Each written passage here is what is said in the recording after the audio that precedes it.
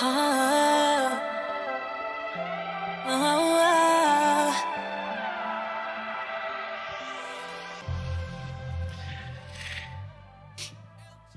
afternoon, everybody. How's everybody doing today? And again, just like Ebone said, I know we could do better than that. How's everybody doing today? Nice. I like high energy. We're blessed, exactly. And before I start, especially when it comes to entrepreneurship and generational wealth, my name is Keith Geddes. I'm a mortgage agent with Diamond Mortgage Group, and I usually try to encourage my clients before we get into a consultation. So I want to do something with you guys right now. And it's pretty cliche, but I feel it holds a lot of power. And so just please repeat after me. I know I can be what I want to be. One more time. I know I can be what I want to be. So take that energy with you guys today. So, first of all, let me thank Andrew for giving me the opportunity to sit with this panel. And just like Ebone said, this is a very serious and powerful panel. Very influential men, very successful entrepreneurs sitting here. And I want to thank you guys for taking the time out of your day to sit down with us and to give us insight from very successful entrepreneurs. So the first thing that we're going to be talking about, or I should tell you the three things that we're going to talk about very quickly, are challenges that Black men face as successful business owners. Then the second thing we're going to talk about is the importance of resilience. And then the third thing we're going to talk about is being true to yourself, your authentic self, and how important it is. Because through these things, that's how we actually obtain generational wealth and understanding. So Dalton, I'm going to start off with you. Now, you've built your career in journalism, public relations, and music production, industries that are not always known for its inclusivity. So what personal and professional strategies have helped you to break through systematic barriers in Canadian business as a Black entrepreneur? Absolutely, yeah. Thanks for asking that question, Keith. And it was great talking to you. This is an important guy here, and we were talking about mortgages and just important stuff, business stuff. But anyways, what I would say is, for me, a part of my backstory is I grew up on a street called Marley Avenue, and it's a street that borders, if any of you all are familiar, it's in North Eglinton West, right? It's a neighborhood. One part of the neighborhood is affectionately referred to as Little Jamaica, and it's one of the most, I would say, Pan-Africanist neighborhoods in all of Toronto. And to this day, that neighborhood, it has the single largest concentration of Black business, right? So some of the businesses out there are owned or co-proprietorship by people that look like us, that are Black and of African descent, and others not so much. Others are, they're using the spaces. So what I would say is, me, I work in public relations, own my own company last 15 years, and dabble in other things. We were talking about real estate. And what I would say is, that saying, there are a lot of these cliches we grow up hearing. If you see it, you could be it, is one. And in that neighborhood, Marley Avenue, because it was not a foreign concept for me, this idea around owning a business, controlling business, because, again, Little Jamaica, there's barbershops out there, there's a bunch of stuff, different things, grocery shops. It was not a foreign concept for me.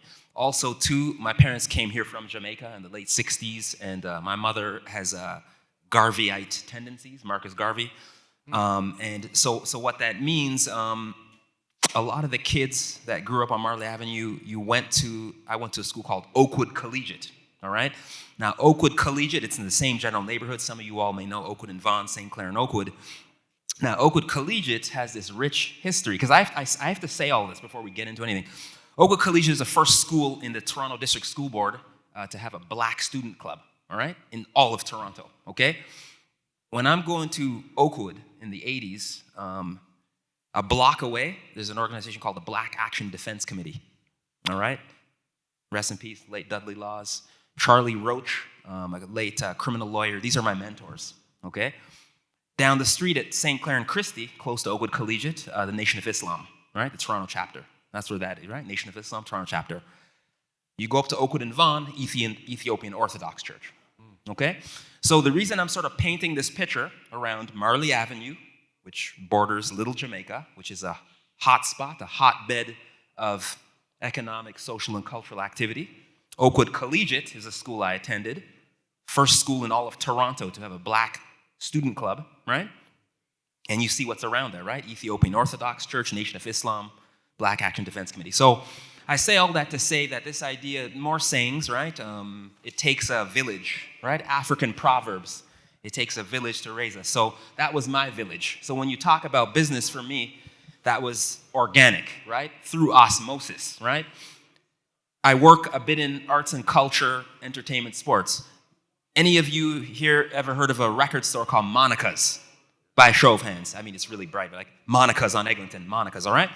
So that's through osmosis. I grew up there as a child, right? So when people say rappers, Michie Me and all that, I know Michie before she was Michie Me, hanging out in a black-owned cosmetic record store, okay? So this is my formation, right? As far as my early years, okay? So I'll pass the mic in. Thank you for that. That was very powerful, very powerful. And I like it sounds like these things that help you break these systematic barriers were your heritage, your culture. These are the things that you look to basically face the challenges that you face in business and dealing with adversity. So I thank you for that. Now, Sean, I'm going to ask you something very similar. But because I know that you worked in industries from telecom to finance to tech, what type of personal and professional challenges have you faced as a black man in the innovation space? And how have you used those experiences to push forward and create impact? Well, one of those, almost the opposite of what Dalton's saying, the environment wasn't a supportive environment that I grew up in to see these changes and kind of absorb that thought process through osmosis. I grew up on the east end of the city in Malvern, and in there it was, I remember reading an old Wikipedia, and one of those things you can't verify, that it had the highest concentration of 18 to 24-year-olds within a space in the world, actually, which was really interesting. So you had this very young population, but was also kind of tied to what's happening in the neighborhood. You wouldn't think larger than that. And that pushed me to think larger than that, to see what was out there. We had a melting pot of different communities and cultures that you're exposed to beyond just the black diaspora. And that caused me to ask these questions of, what is your history like, as well as try to discover my own history. And that, in the spaces I'm in, when I don't see many faces like mine, I still hold that tight to push through and be that light and voice for anyone else who's looking. And I use that energy, that lonely energy, if you want to call it, to fuel myself to push and make a mark. And I love being the guy that, these kind of microaggression, racism come about. Hey, that's that. Yeah, I like that guy. He's one of the good ones, and it's hilarious in those spaces, but I kind of champion it and say, yeah, I'm also going to take your job too eventually. So for me, the idea of being a lone wolf in a wilderness that's not supportive was inspiring, and it allowed me to keep develop what I think is still my most powerful trait, is a curiosity that just can't be satiated, where I always want to know what's next. I want to see what's on the other side. And they have a great quote that you all know is curiosity killed the cat, but the other half of that is satisfaction brought it back. So if you're willing to challenge what you assume, even though there's a risk in that, there's a satisfaction on the other side that can inspire you to do a lot more. Very powerful. Lord Fury, how you doing, brother? Good to go, brother. Good to go. I want to tell you that I appreciate you really being here. I go to some of your concerts, and I enjoy every single one of them. They're very powerful. They have to deal with real-life issues, such as community, self-identity. And this question has to do with resilience, because it takes resilience to be an entrepreneur. It takes a resilience to generate generational wealth, because people don't understand generational wealth is not about you. It's about the future. And sometimes we get distracted and we get discouraged. So the question I have for you is that as a music entrepreneur, what do you feel? What do you feel plays? What role do you think that entrepreneurs like yourself play in inspiring and guiding young black men to see business as a form of resistance, a form of resilience, and creating generational wealth? Well, I utilize the music because I own Supreme Jeans Records, and I also own Supreme Jeans, spelled Supreme Genes, Jeans Genetics. So you must know where I'm going with that. Yeah, we are Supreme genetically speaking. So Supreme Jeans Records is owned by me. Supreme Jeans Entertainment, which I do concerts through, is owned by me. Now, how it can turn a young person's mind, young entrepreneur's mind, is this. Most young people out there right now don't want to work a job. This is facts. You look on social media, the man that must sell drugs, or rob people, girl that must sell themselves on social media, OnlyFans and all these things, which is not good, but it can be transformed into something else, but they got to see a lane where someone's doing something successful that they can relate to. Now, how I relate to them is I'm a street guy, right? Most people know me. I was a homeless kid when I was 12. I was in group homes for like 4 years of my life, from 12 to 16. I sold drugs, robbed people, robbed banks, did all kind of crazy shit when I was young. I'm not gonna hide and talk, right? So how I can relate to the youths is I've been there, done that, and now look what I'm doing now, right? So even in my bad man stages, when I was younger, I still had a yearning to teach youths about Pan-African philosophy and unity. You know what I'm saying? That kind of philosophy. From Marcus Garvey, Fred Hampton, Huey P. Newton, all that, going straight up when you want to talk about Bible, Quran, anything. To take their mind off of what's being taught to them in school. So it's the act of relating what you're doing and showing them how to take what they're doing, because most youths that sell drugs, are good with money. They're good at marketing, but they're not getting a degree for that shit, right? But they're good at it.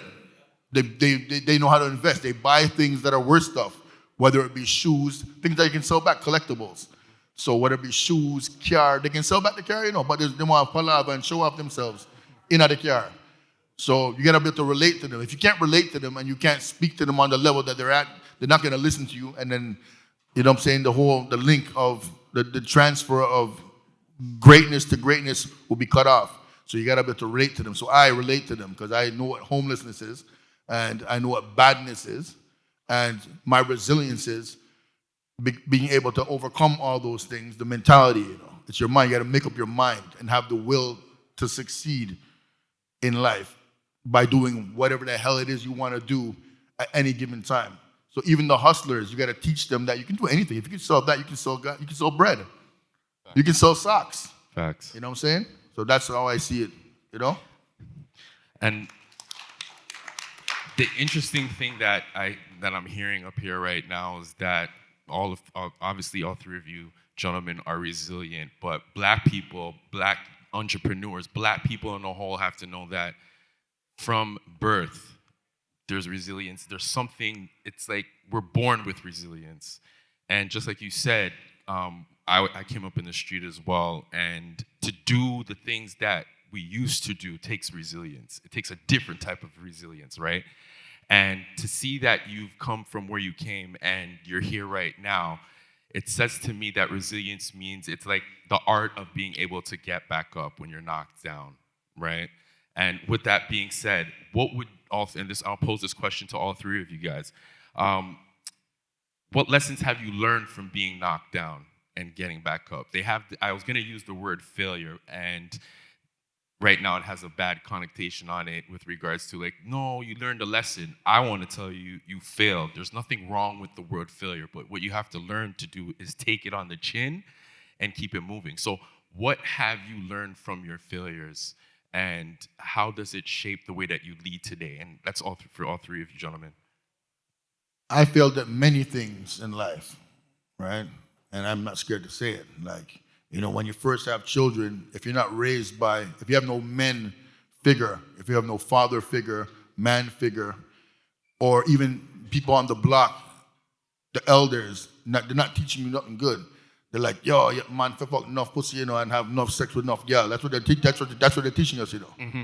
But they're not telling us to father the children, or, you know what I mean, keep it solid in one household that you can maintain and contribute to society. They're not telling you that. They just make it sound like it's cool to just go, you know, plank down the place and indulge in our manners of slackness. So failure would be me repeating that to people, right, to younger people, which I have. But how I came back from that now, I tell them, yo, that's not the way, man. It's not the way to do it. Better you find someone, one person that's loyal, and y'all build to start. It's nation building we're on right now. We can't be on no monkey crap, because most of our people are on monkey crap. They want a woman turn narcissist, man turn fool. You know what I mean? There's no family structure. There's nothing good to look towards when you look on social media. Every time you look on social media, you see a girl skin out her bottom. Not even the top half, the bottom half out the door. The man them just turn feminine. Nothing going. That's going against family structure. So we gotta just take it up. And I'm saying every man to one woman, no matter try to take on two if you're broke. You know no money you want 5 women. What kind of blouse and skirts something that? A madness that. You know what I mean? Who wants that kind of problem and headache in this time? Me? We're too old for that. The young man for learn say it's not good to have 5, 10 women. No. You will tired and you will catch sitting where you don't want. When your cocky start spit fire, you'll find out. You know what I mean? So when it comes to business now, I failed because I didn't understand social media. So the first concert I did, the first major concert I did, I was supposed to do Conway broke him blood clot foot. And for 9 months, the man had me 20 grand US. I walk around and I talk about say 20 grand US him have. And him not give back, you know. I have to wait for him foot heal for me come. I'm like 20 grand US, or 30 grand that Canadian, you know. So I call Ghostface. I said, Ghost, I need a favor. Come do this thing for me and replace Homeboy for me. So, but I don't know nothing about social media them time there. And that's a problem, because everybody's on this damn internet thing. You get caught in a web, spider web, internet, but it's good for marketing, right? So I was trying to do the handout flyer thing by itself, and I didn't understand how to use sponsored ads to boost what I'm doing, all right? So the concert did good, but because I gave away a lot of tickets, all right? So, but it did go. You would never know if I didn't tell you that money never really making at that one. I kind of almost made my money back, but I lose about 10 grand, right? So that's the failure. But now I understood how to utilize social media, utilize other people's prayer, play the record downtown and drop off tickets over there, give away things online, make people who have influence on social media talk about the concert, pay them. It's all promotion, right? You have to be wise in what you're doing. You know, you can't spend your money and not get it back. Thanks. It'll make you turn criminal, you know, quickly too. So yeah, those are the failures, the things I learned from my failures. Now, Now, Sean, he said social media, so I'm going to get you to answer that question, and then I'm going to get you to answer something else about technology with regards to social media. Go ahead.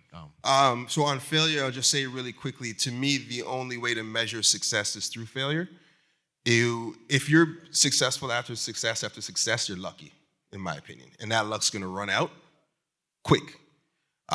If you fail, you learn, and you build towards more success. I measure my successes by how many times. In fact, I try to fail something once a week. I'm not even joking, like purposely. I'll pick up a hula hoop and start trying to do that just to fail at something. But understanding the mechanics, understanding and looking at my process, even as something silly as hula hooping, allows me to grow in almost all aspects. So if you're not failing on a weekly basis, if you're not failing on a regular basis on something that you love, you're not trying hard enough.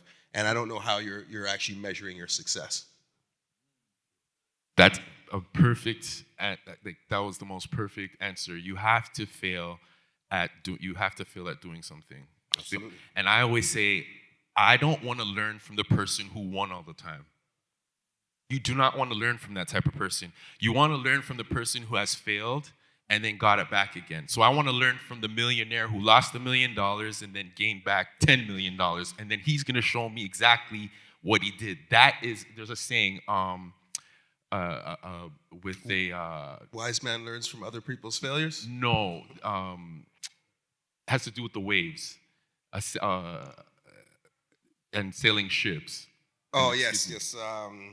Now, of course, lost. But you know yes, where I'm yes, going of with course. it, right? Like Yeah. you don't want to learn from somebody who's never been in shaky ground. Right. You want to learn from somebody who's very skilled at what they do. So I feel that was the perfect answer. And what about you, Dalton? Yeah, sometimes I also appreciate your honesty, the brothers to my left. Like Lord Fury, his finger is on the pulse of what's happening in the Very community. much. So I appreciate his honesty, because it's not a lot of promoters. No, that's the kind of honesty, the realness. That's what MCs, when Conway, Ghostface, they're talking the real stuff. They're saying, I ate cereal in the hood, low income, roaches in my cereal, like the real stuff. That's what I'm here to hear, the real stuff. So I appreciate that. What I would say is failure. Sometimes failure is, because we're here talking about entrepreneurship, and I'm a strong proponent of, certainly ownership, like owning something, Supreme Jeans Records, in the tech space. And sometimes the failure is working for companies, corporations. I used to work out of the Harborfront Center eons ago, some 15 plus years ago, and you're working for people that don't look like you, that don't represent your community interests, Europeans, and they have 1/10 the talent that you have. So then you have to now tap back into those Garveyite readings and teachings. Read the autobiography of Malcolm X. I read that in grade 9, and you have to really tap into your own power, your own supreme genes. And so sometimes the failure is us perhaps feeling that we have to work for, non-black community members that are paying you 1/4 of your worth, to whom you are, again, they have, you have more talent in your pinky finger than they do in their whole body. So then you have to now look in the mirror, do some self-reflection, and like, what am I doing here, And it doesn't matter in what sector, you could work in the music industry, working for Live Nation or something, and saying, hey, no, I could promote and do my own thing, make some. So that for me is a failure, is me hanging around in working with companies and consulting with companies. I'm just like, no, my worth is worth 4 or 5 times that, and then, launch out on your own. It's gonna be tough. No one ever said it's gonna be easy, but yeah, that's what I would say sometimes, is you not having that belief in yourself. Also, what I would say too, just to tie back into what these brothers said, I always believe, I work in, as a media practitioner for many years, and I would say readers are leaders. I'm going to throw out a bunch of these sayings in cliches, but readers are leaders.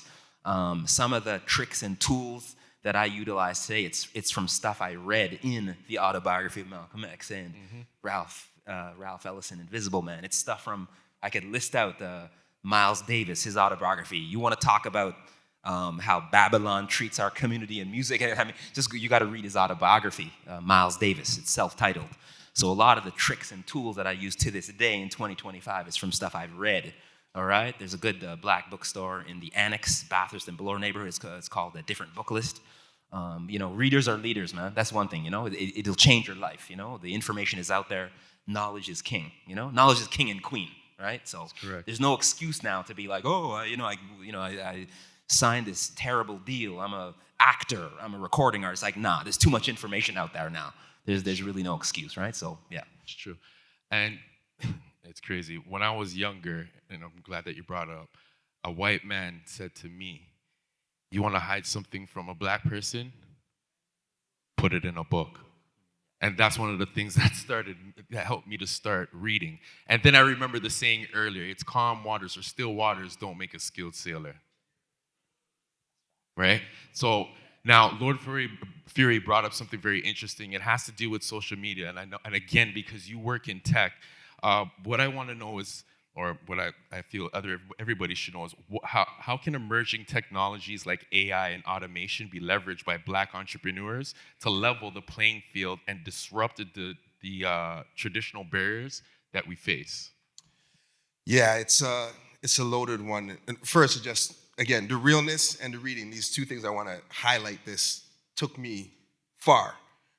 There's a great quote I just read on the way in, actually, that they tell you to think before you speak, but also read before you think, right? So I want to drive that home. And having a core belief system that is strong can take you through most adversities. And I think that's two pieces. Reading and learning and having this core kind of realness to you are two things that speak to resilience more than I could in anything up here. So I just wanted to shout that out. So technology. So a little bit of background on me. I am what they call a futurist. I'm somebody who's obsessed with the future. I go to Fortune 500 companies, and the tagline we use is help create their future. So it could be developing services, it could be developing products, workshops, keynotes. If you ever watched a TED Talk, companies tell me to come in and to give them TED Talks. I've been doing this for about 10 years now, market research, trend forecasting, and the like, and I've seen nothing like AI technology, period. I get paid to keep up with this daily, and I can't keep up how fast it's going. It's the great leveler. It's changing of the guard. We've had what we call inflection points through our history, right? We had things like, you might say, what's an inflection point? Like internet. Internet isn't an inflection point. What's an inflection point is like fire. It's primordial. It's something that changes the way a civilization works going forward from that point. And to me, AI is an inflection point. We've all had fantastic ideas of this, a great app we want to build, or business we want to build, or service we want to offer. And, the first thing we say is like, nah, boy, I want to sit down and write all them paper and friggin', accountants and projections and all that good stuff. Now that's all done for you within 30 seconds. Now, if you have an idea and it's not fully formed and you need to put it in a business proposal, that's done for you in 30 seconds. You can ask it questions about your own mental state after using it for a while, and it'll give you insights a psychologist might not. And the scariest thing is it's the worst it's ever going to be right now. It's only going to get better and better. So if you're not using ChatGPT, just for the simplest of things, I'm telling you right now, you're far behind the curve, and every month that you're not using it, you're losing a year's worth of kind of aptitude and staying up in the market. And it could be as simple as going into your fridge and typing all the ingredients you have and asking it to come up with 5 recipes you've never tried before. And you can keep asking it that every day, and it'll give you something new and fresh. So get used to AI. Don't fear it. It is not going to replace you. It's a tool like everything else. Throughout our history and technology, every piece of technology that came has killed a job, but created dozens more. We can go back to Gutenberg with the printing press. Remember, do you guys know how books used to get made? It used to be monks in churches. Sure, those monks went out of business, but we have people who are fixing those printing presses. When they got the car, people who were horse and carriage felt like, hey, I'm going to lose my business. Cars, a whole new industry. Digital photography killed the photographer, so to speak, or the people that are in dark rooms. Sure, there's no dark rooms anymore, but everything you see here in this room was created on a computer from a digital art perspective. It's a whole new industry that didn't exist 20 years ago. That is where we're at with AI to the nth degree. So if you want to talk about what's next, what you want your kids to study, there's 2 things I recommend. 1 is study AI. 2 is do something that deals with people. Healthcare is great. Humans need to take craps, so plumbing is great. Those type of things where that support humans are going to be fantastic for the next few years. Everything else I couldn't tell you because it's changing so fast that we don't know what next year is going to look like, and that's coming from a trend forecaster. Thank you for that. Thank you for that information. And now with the advancement of technology, what I noticed that it's hard to do is stay the authentic you. And again, dealing with social media and as an entrepreneur, Lord Fury, you epitomize being authentic you. It's important to be authentic you as an entrepreneur. So my question to you is, how do you balance cultural authenticity with business growth in industries that often exploit Black creativity? And Dalton, as well, I'd love to get your insight on that as well before we start talking about generational wealth. Whoa. Okay. So before I even say anything, Bridget, you're brilliant to blood clot. Very much. The man brilliant to blood clot, yo, brilliant to blood clot. You're the man smart. Oh, that man, but me never talk after this. Holy, you just changed my whole shit.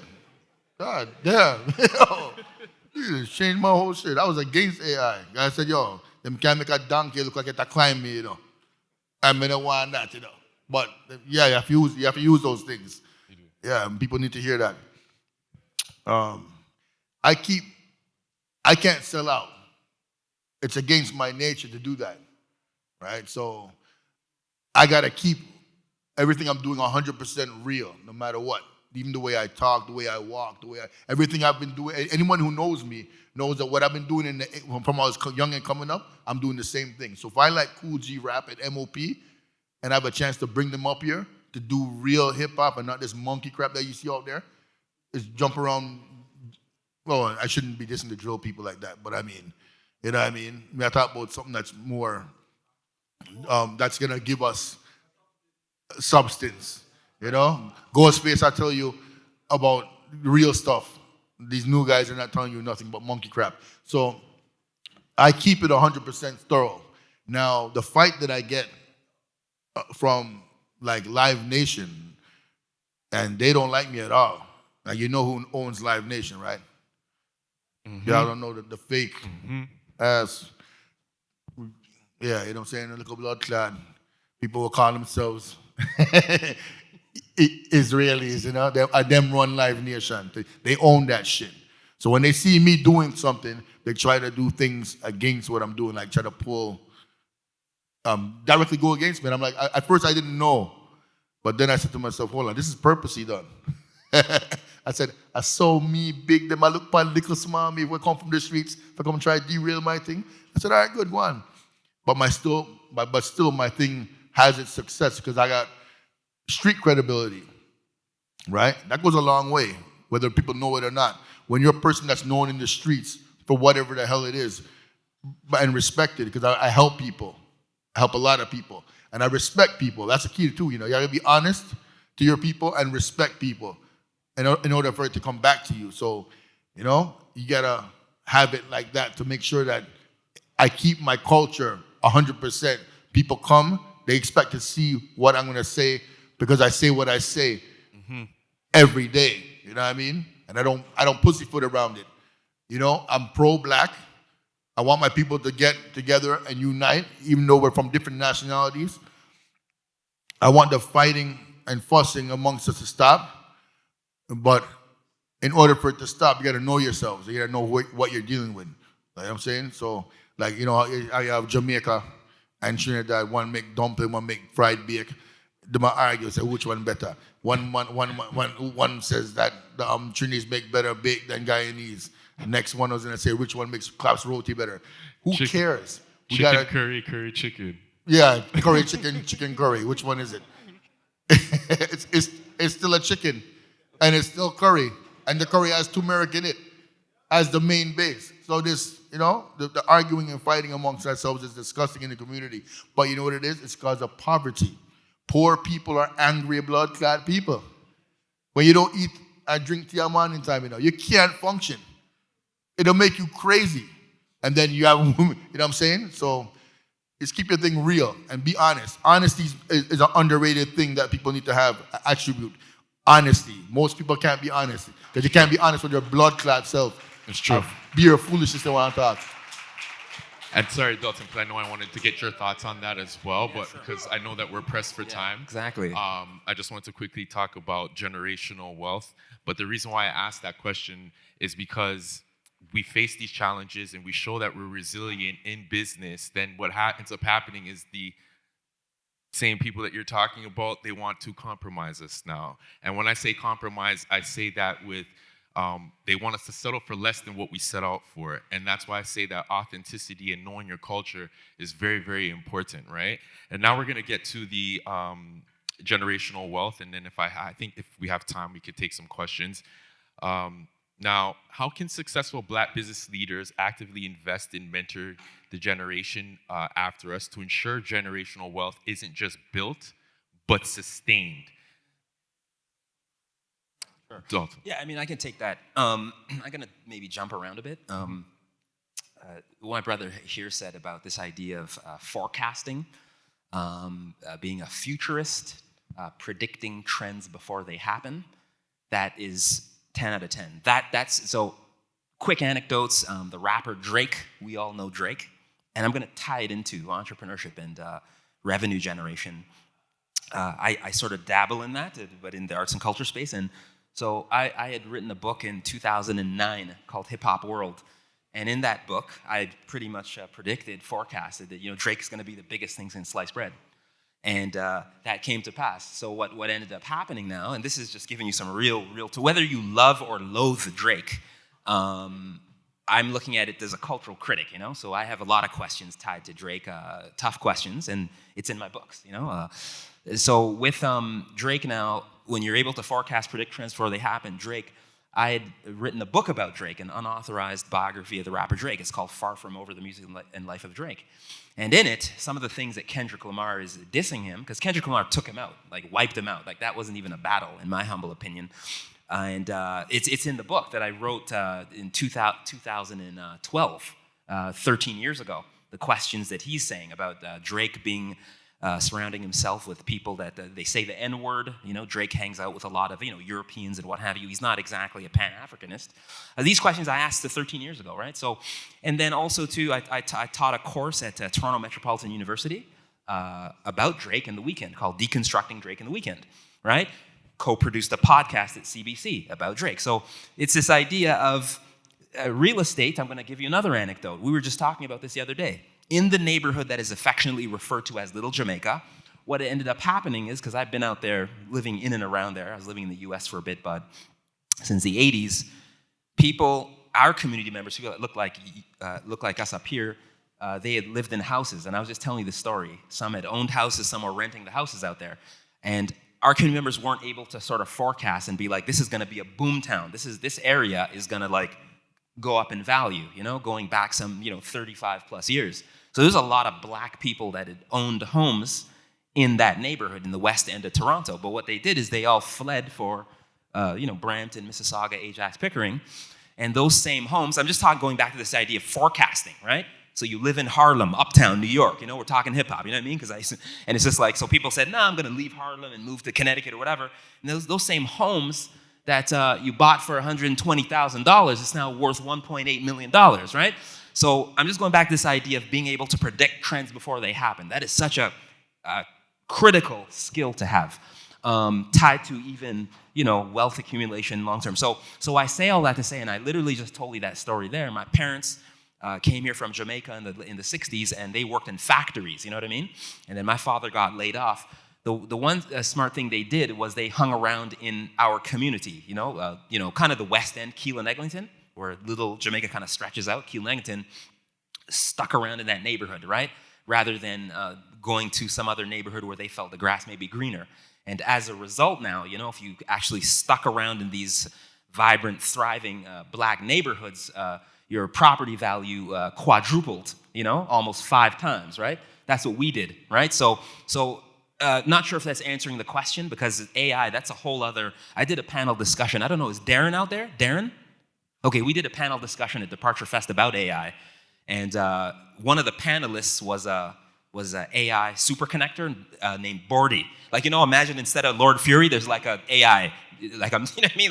Yeah, we did a panel, and the panelist was a AI superconnector named Bordy, right?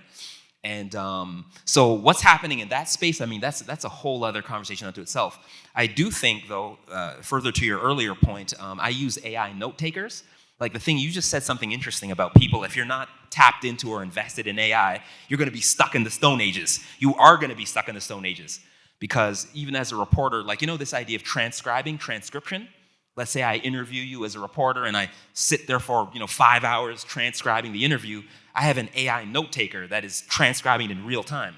So what am I doing? You know what I mean? Or it's just like promoting a concert and I'm not on Facebook, I'm not on Meta, Twitter, Instagram, TikTok. What am I doing? You know what I'm saying? Real talk. What am I doing?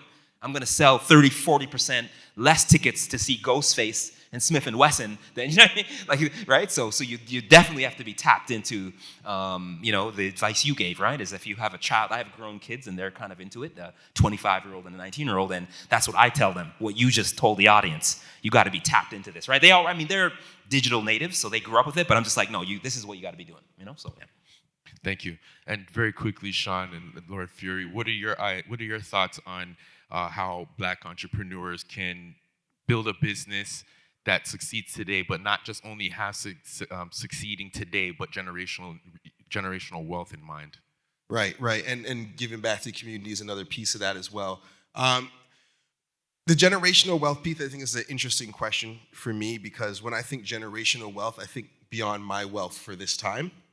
And I think that one of the steps that is often skipped when thinking about generational wealth is the little things you can do right now. For example, all of us are trying to be millionaires.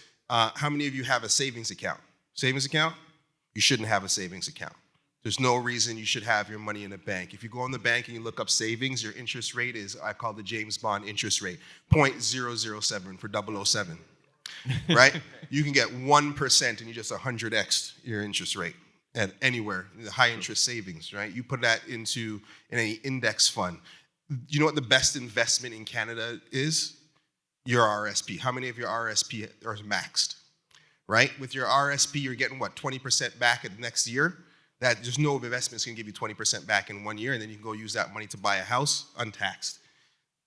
How many of us are doing that? When we think in generational wealth, we gotta think the little things we can do now instead of these moonshots to create billions of dollars that's supposed to last hundreds of years. My mother came here from Trinidad with nothing, and she never went to college. I had the opportunity to go to college. That's generational wealth to me.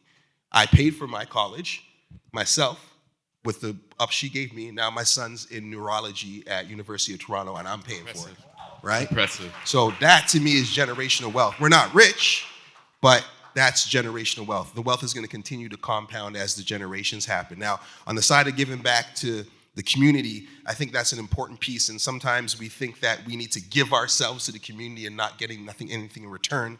And I don't think that's true. I think what you need to do is create these spaces, these institutions, and these foundations that help the community.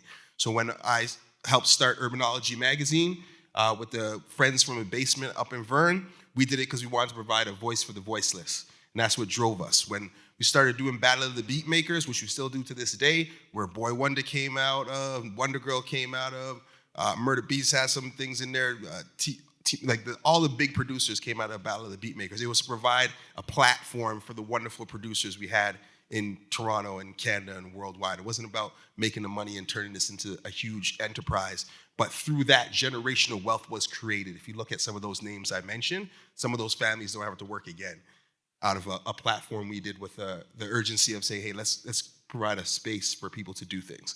So that's the way I look at generational wealth, and that's the way I look at giving back to the community. And from a personal perspective, I was never a big charity guy, but I've looked for one or two promising people in my community. And there were points where I gave them a choice. Before I was doing this, I was doing some of the wrong things. And I had young boys that I was working with, and I gave them a choice. I said, I can give you $1,000 right now. I'm going to give you $1,000 to continue doing what we're doing right now, and you're a boss now, or you could take it and do something else.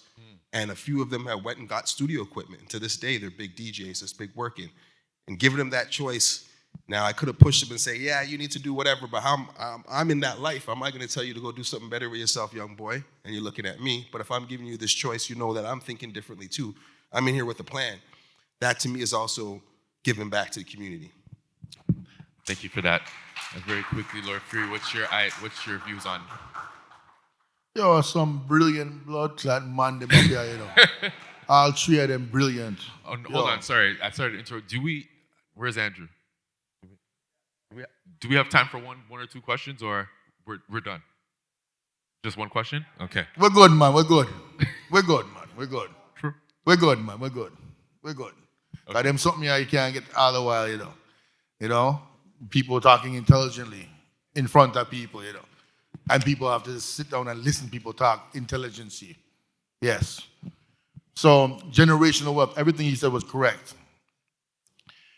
I'm in the hood sometimes. I go and I teach people things. I say, listen, you should read this book. This book here will help you out. The Destruction of Black Civilization. Go read that book. Or I tell a man, go read.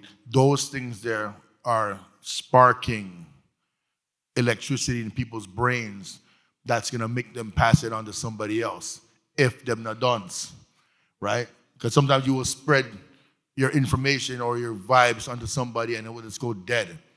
But some people who have current inside them, that's why you get currency, Money can spread around. Generational wealth, money is called currency, because it's current. You can move around with it. It's supposed to move, not supposed to stay one place. Like I'm saying, savings bank. Now keep your money in a savings bank. Mine's empty. But may have a savings account, but it's empty. Right? You got to tell your children what it is they need to hear to keep them motivated to do that which is great within them. If your picnic can draw, boost them in a drawing. Right? Make them make your album cover if you do music, or if you know someone that does music. You got to keep the community more tightly knit. The problem with black people, I'm going to say black, I'm not going to go into the Moorish thing and all the other crap. Black people is that we don't have no communities no more. No community, no day again. You see, in my block, I'm from Dower. See? On my block, we used to have people that used to blood clot. One woman used to cook fish. And only cook fish. You go check Miss P when you want to eat fried fish and Sprat and Festival. You go up somewhere. You check Madame Lee's, right? She's going to cook goat and white rice. You can only get goat and white rice from her and dragon stout. You go around the corner on the back part now. You can only get fish tea. Seeing from Speng, Mama Speng. Fish tea every blood clot day, you know. But you can count on her for fish tea. That's community, right? If I'm outside, I'm talking about I'm not going to go to school. The man never kicking the shit out of me and bringing me home to my mom and say, yo, your son out our street, I do fuckery. And she said, yeah, thank you so much. And beat my ass on top of that. We don't have that no more. Right now what we have is sissified, homogenized, punkified, blood clot parenting that's going on. Your picnic are telling you, fuck you in your face in front of people, and teachers and these goddamn people who run a system that are meant to tear you down, the family structure. They want to teach you about batty business and blood clot from primary school. Why the hell should a little child know about man and man and get down at boogie woogie? Huh? They're not going to teach the child how to make money or how to be nice or how to be honest or how to be loyal to their family, but they want to teach dogodo between two blood clot Longwood man. I fuck with that. So generational wealth can only be based upon how your community is based. We need more Pan-African philosophy going on. And all Pan-African philosophy means is you check for your blood clot people them, but check for them naturally. This little blood clot, oh, that man is wearing a MCM hat or a Louis Vuitton eyeglass in my pussy hole. You have to stop it. Because you don't know what the person did to get that. You know what I'm saying? Maybe the person likes that. Right? Or a man might look at you and say, oh, her hair is pretty and long and she idiot or whatever the case. The licking out against each other has to stop. It's not progressive. It's non-progressive elements. And that's what's going on in the hood. It's disgusting. You see these little young jigaboos that are running around with machine. When I was young, I couldn't get gun like that, you know. Me couldn't find gun like that. These little kids are 14, 15, 16 with machine. And if you talk to them too hard, they might shoot you. Right? They can't fight. They can't fight. Yo, if you box them, you know. At 7 days of earring in them, I got blood clot get after that, you know. Some little skinny frog. They can't even cook. The little girls, all they can do is show their neck. They can't even wash their front. They don't know about blood clot. When you're beard, you take off your panty and wash it same time and hang it. They don't know about them something there, you know. The woman them not teach them something there. Generational wealth. Teach them the basics, man. How to be clean. How to be a woman. Teach the men, the little boys, how to be men. We're not doing that. And this is why the curse and blood clot crosses upon our people right now, you know. Because we have now created a nation of vipers. And the music went down. And it went gradually down fast. You see, after Wu-Tang, you had Laffy Blood Clot Taffy. Shake your Laffy Taffy. And you guys called that platinum. And you guys want to cash money. Man or kiss man from blood clot mouth in front of people. And then you guys like Puff Daddy over blood clot Wu-Tang Clan. And look at Puff Daddy now. Batty blood clot boy. Eh? And pedophile to at that. Eh? I aisle down the place. Generational wealth is when you be real and keep it 100,000,000% amongst your people them. If you see a man that's raping little children, kill that. Kill that. Don't make the police wait. Don't make the police deal with it. The man has a problem and it cannot be solved. And it's serious what I'm saying, you know, because the problem in our community, you have men that are looking at little girls, you know. And and little boys too, you know. Look upon Puff Daddy. Seeing? So we have to clean up and start being a community again. Right? Like I would like to see the women here that have children deal with their children accordingly. You know? If you're on social media, just to look at other women's bodies and you look in the mirror, you don't like what you see, come out of that frame of mind because that's insecure business. You're going to give your man problems. Right? You're going to think every minute the man's cheating on you. Man, stop, you know what I'm saying, dealing with your woman bad. Don't be sitting on the couch playing bumbuckler video games. You're playing Minecraft and you're 45 years old. Go look up blood clot walk. That's true. Your sons are watching. Your daughters are watching. This is the reason why our people are in problem. Because we don't have the basic, and then you want to look on the white man and say it's the white man's fault. It's not the white man's fault. That's done a long time. It's not their fault no more. Now you see when you do crap, it's you doing the crap. It's true. Generational wealth is doing common sense things. So let's clean up your blood clot. Teach your little girls, when they bathe, you wash your blood clot and you hang up one time. See, that's no man can tell them, say, yo, you're dirty, and kick in their butt and say, yo, move from here. You're clean. Teach them that. Teach them that cooking is a good thing. And the whole heap of long nail business when you can't need flour, I eat that thing that. Generational wealth. These are jewels I'm giving you. Right? These are jewels I'm giving you. Not no joke business. This is jewels I'm giving you. You know what I mean? No, you really dropped some gems there, Lord Fury. And we thank you for that. And I think that concludes our time. But I want to thank Dalton, Sean, Lord Fury for all of your insight. If you guys have any other questions, please do not hesitate to reach out to them and ask them whatever you may. I wanted to say one thing too. Reading, or Fury did what's in our community, what we call bonfire. You know, fire, burn bonfire, like Kalanji or Sizzla or Kiapultana or what. But there's a book again. I just want to. It's called Powernomics by Claude Anderson. Powernomics, right? Track that book down, all right? Because when we talk about this idea of looking for real measures of equality, what I think is lacking in this city and country, in our community, it's economic inclusion, all right?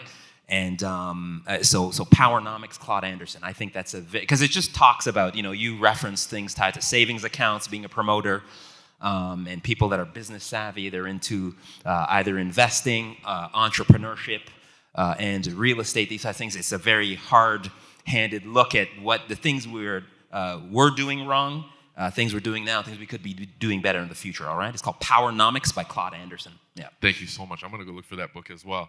Thank you so much, guys. Audience, can we give these gentlemen a round of applause? Hey, crack bar himself. For what? He's getting released today. Can I get a picture? Oh, shit. Serious? Here we go again. They locked me down for some past years. Handed themselves like a cashier. No money, just time given. I really live this, that's why my rhymes vivid. Freedom is a must, though. When you believe in them.